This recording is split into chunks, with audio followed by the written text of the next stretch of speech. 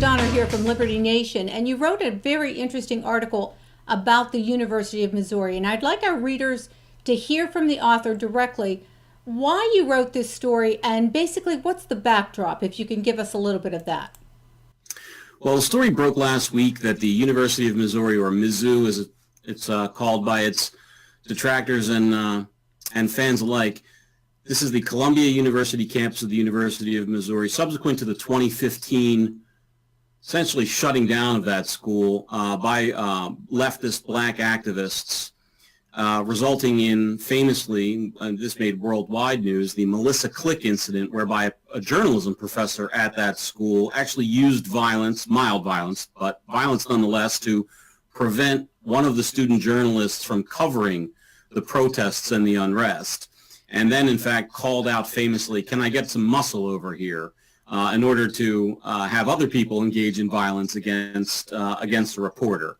So since those incidents and that series of events resulted in the resignation of the university's chancellor, and since then there has been several interim chancellors, but no permanent leadership.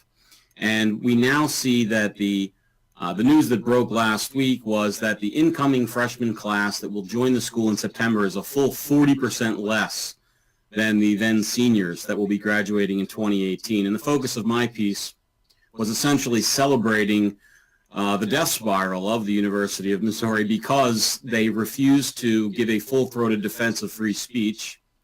And as I state in the piece, a university that doesn't defend free speech is not worthy of the name.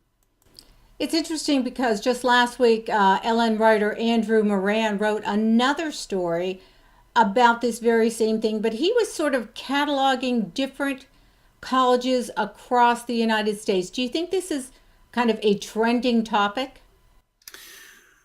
Well, according to Mr. Moran's piece, which I did read with interest, he quoted from a New York Times piece, and in that piece they talked about namely some smaller liberal arts schools, which are not used to seeing this sort of backlash from their alumni networks.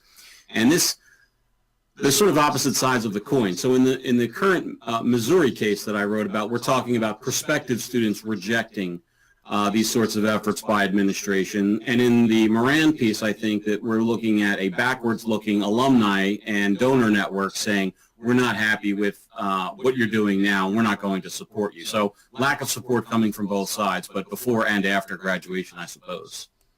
So finally, what's your take on the whole situation? As long as that continues, I hope that their enrollment continues and that those students find better options where they can really embrace a college of learning. Thanks so much for joining us today, Scott. Thank you.